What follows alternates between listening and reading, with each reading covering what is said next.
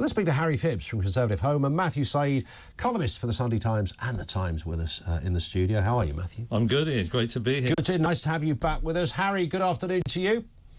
Hello. So what was going on here with Rishi Sunak, firstly, Harry? I mean, this is obviously, this is a political point, not an environmental one, right?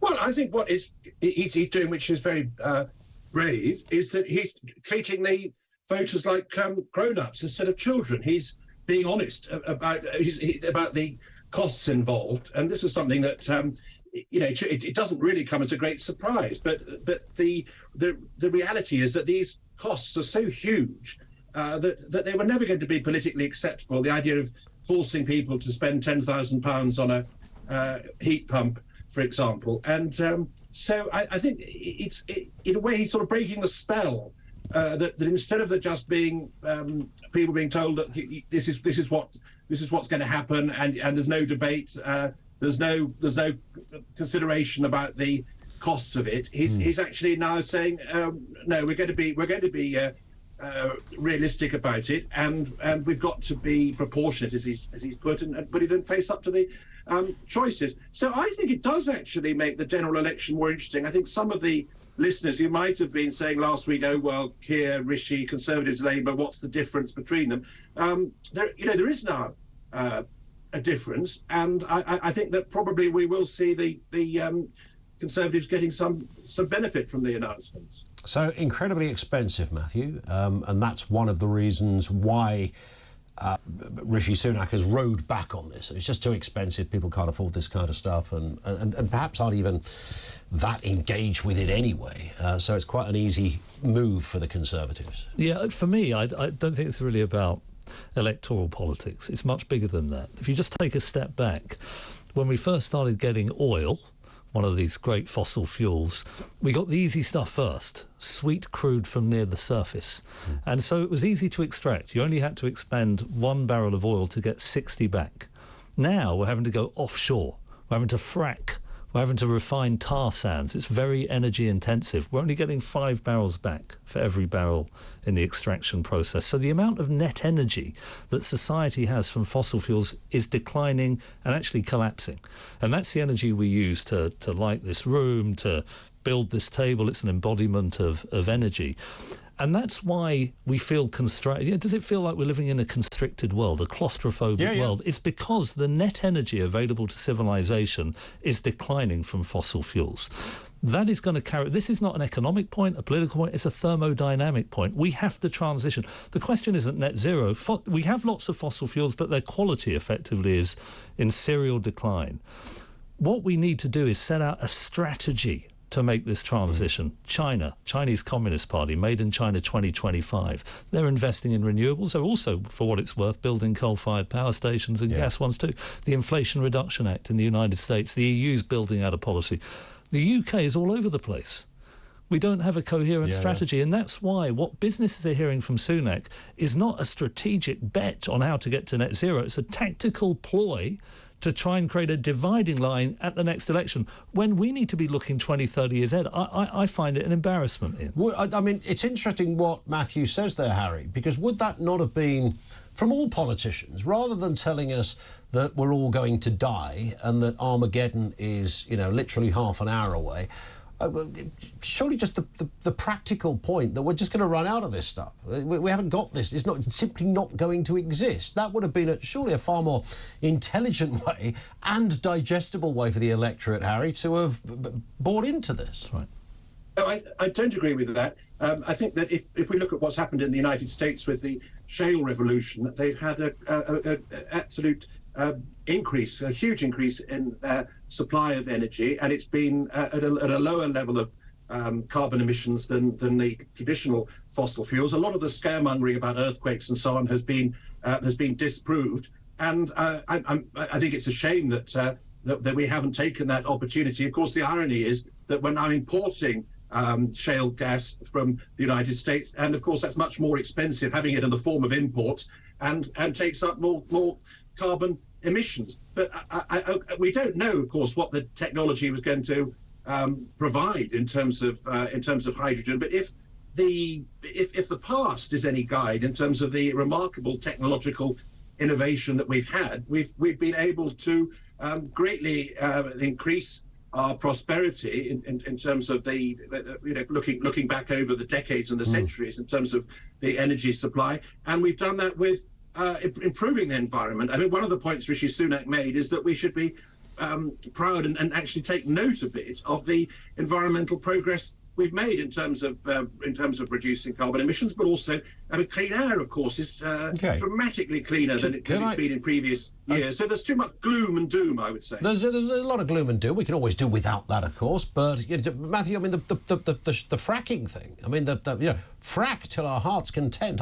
I swear people like fracking because they're in love with the word fracking as well. It sounds a bit naughty, doesn't it? So I'm sure there's something in there. But nonetheless, I mean, as Harry just said there, the United States seem to be having some success with that, or is it short-term thinking? Well, we had a decade of what you might say a reprieve when they managed to access and make shale. I mean, the companies often lost money and they're not producing as much. And this is why the price of a barrel of oil is now at $95 and it's projected to go up. Two things happen when the net energy starts to decline. One is energy prices over time go up, fossil fuel energy prices, gas and oil predominantly, but also they become more volatile.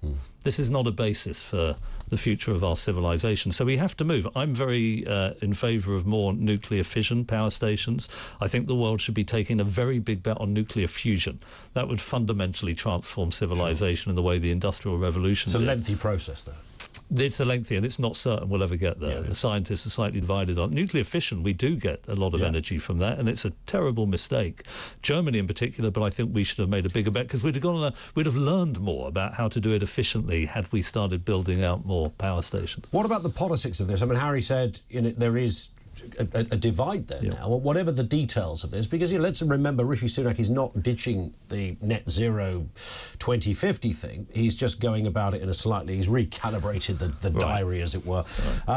But it will not. The headlines will be Rishi Sunak is very relaxed on environmental issues, and Keir Starmer is more evangelical about environmental issues, and therefore Rishi is sort of on the side of the people, and Keir is really with Just Stop Oil and people like that. That's how it's going to divvy up. So I think it depends how you hear the words articulated by Sunak. Depends on whether you trust him and the Conservatives. If you said to me, Ian, the shirt you're wearing is horrible, if I trust you, I'm like, oh, that's really useful feedback. I'll wear a nicer shirt the next time I come in. If I don't trust you, what am I hearing? You're trying to knock my confidence. How dare you?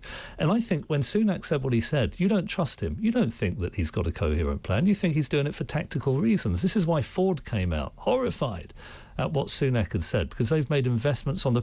And the problem is the trustworthiness of the government is collapsed. They threatened to break the rule of law with the withdrawal treaty. Their word is considered by international governments to be like, as my nana used to say, pie crust, easily broken. And that, I think, is one of the big problems for the Conservatives. Whatever they say, whatever logic that Conservative supporters bring to the table, most people don't believe them anymore. That's a fair point, Harry, isn't it? Because we know when I do phone-ins on this, I can have a switchboard full of Conservatives who are not intending to vote Conservative because of the pie crust analogy. I think that what Rishi Sunak said yesterday will help restore trust, because I think he is being honest. I mean, the truth is that if we really believed this sort of alarmist stuff about the world coming to an end, and there's no evidence that justifies that. There is evidence that climate change is real and is a genuine challenge. There's no justification for talking about an emergency and a crisis at the end of the world. Therefore, we should look at it proportionately, and that's what he's saying. And he's saying it's not justified to have these big costs imposed on people of £10,000 for a heat pump, of saying we should ban flights or ban cars or ban eating meat. And I think, therefore, the onus is, if people are saying that the world's coming to an end, there's an emergency, and they want to have these sort of miserablism hair shirt things, that they need to then be challenged about that. And the Labour Party need to be told, right, if they're saying that there is this emergency, are they saying that we should have these drastic measures? Matthew, I mean, it is worth, a couple of things. It's worth saying there has been what's called secular stagnation in the West. For a couple of decades. The rate of growth has declined, productivity has not risen as much as it should. I think this is all down to fossil fuel energy. And therefore, I like to move the conversation away from climate change, which people can disagree with, but also the time dimension. Yes, it's true there is an upfront cost of building out a new infrastructure. You know, the basic pillars of civilization that have been fossil fuel based, we're going to have to replace over the coming 4 or 5 decades. But there are also opportunities, and there is cost of delay. This is the thing that I'd be interested to hear about, is if you do not begin this process, you don't bring in or crowd in the investment, then it means further down the line you're going to be paying much higher prices for energy. That's an unarguable point, Harry, isn't it? Everybody would acknowledge that at some point the oil runs out, to put it crudely, and no pun there intended, but you take my point, that there's got to be a point where you say this stuff, you know, happens, that the chronology of putting this together takes time and consideration, and why not start now?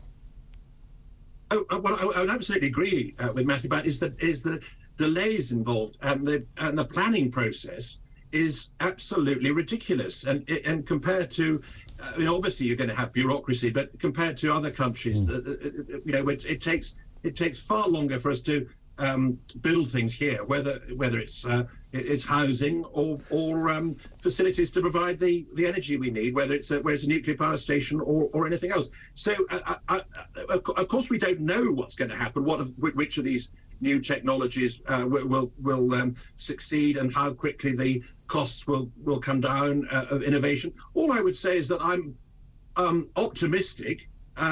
Based on the astonishing, this is just pause for a moment just to reflect on the amazing progress that we've made over the past century. So I don't know quite what form the new energy will take, but I think that there are. You're optimistic. I mean, I love optimism, regardless of whatever the reasons behind it. Matthew. Always good. I think there is Harry might acknowledge this, that there is a pattern. He mentioned the difficulty we have in planning for infrastructure, planning even to build new homes. This is putting the short term above the long term. Yeah. We don't want to go against the NIMBYs because we might lose seats at the next election. What does it mean? In 10, 15 years' time, we haven't got the infrastructure we need, and we have a crumbling infrastructure. Yeah. We don't want to make the decisions on, as it were, bringing forward the transition because we're worried about the upfront costs. Autocratic governments can make big long-term bets because they're not always worried about the result of the next general election. Yeah. A lot of people were worried when democracy was first envisioned. They said, well, hang on, are we going to be able to make long-term decisions? Long-term decisions are very important during phase transitions of the kind we're going through now. And the Conservative Party, let's be honest, on pensions, almost everything else, fundamentally, psychologically incapable of making long-term strategic judgments on behalf of the people. Can we just have a moment? We've got a couple of minutes left to talk about the personalities of the two men that will be battling it out probably within the next year. We have, similar ages, both middle-class boys, both furiously ambitious, both worth a few quid, although I think Rishi wins that one, although Keir does have a knighthood. So when it comes to ingratiating yourself with the electorate, you can't divorce obvious analogies with Thatcher, for example. She was a Conservative, but there were people on the Labour side that said, I could vote for this woman. And Tony Blair, a Labour leader, but people looked at him, Tories looked at him and said, I could vote for this man. Does either of these people, Harry, have that quality that could garner the support of the other side? I think probably if it's a presidential contest, I mean, Rishi Sunak would probably edge it there. I think people would feel that he's got good motives, that he's capable.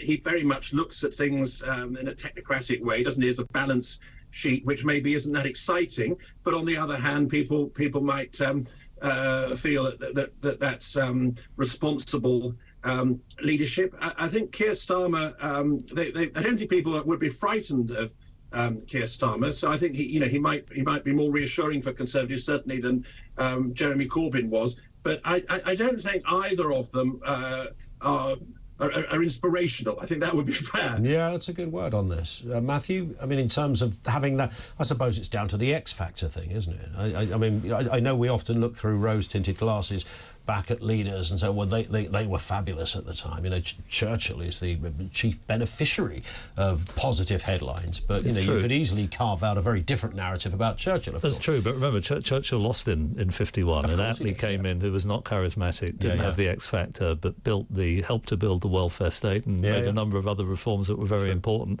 There have been politicians of that kind, and I think the nation today does want reassurance. I think it's in a place where it wants to have competence, and the Tories, I think, are all over the place. I mean, I like to think of myself as centrist. I thought Corbyn was a complete disaster. I wasn't that keen on Ed Miliband, if I'm being completely frank about it. But Starmer, I think, has got to a place now where most people look at him and can see a future Prime Minister. He's not quite like Kinnock. I don't think anyone quite felt... there wasn't a sufficient number in the population who felt that way about him. There is a sort of an incumbent factor as well, isn't there, that you have an advantage in that respect. When push comes to shove, if you're a fence-sitter, a wavering, a floating voter, and you're looking at this, and you really don't know, you might look at Sunak and say, well, you know, he's a bright guy, you know, he dresses very nice, a good-looking chap, you know, he's clearly... knows his beans when it comes to the Treasury. He gave us all that money during furlough. Do you think people might well tip into the Sunak camp? I think incumbency is a massive disadvantage over this number of years, because he was a central part of the Boris Johnson government. He was the Chancellor of the Exchequer, had ministerial roles. And so when he says we need to stop the boats, we need to increase productivity, you say, well, why haven't you done this for 13 years? Productivity has been stagnant. Living standards have collapsed. That's not a fair word. Living standards have not gone up in the way that we hoped that they would. I think he's got a massive problem of incumbency. We will see. Thank you, Matthew. Pleasure. Great to be here. Matthew Syed, columnist for the Sunday Times and the Times, with us here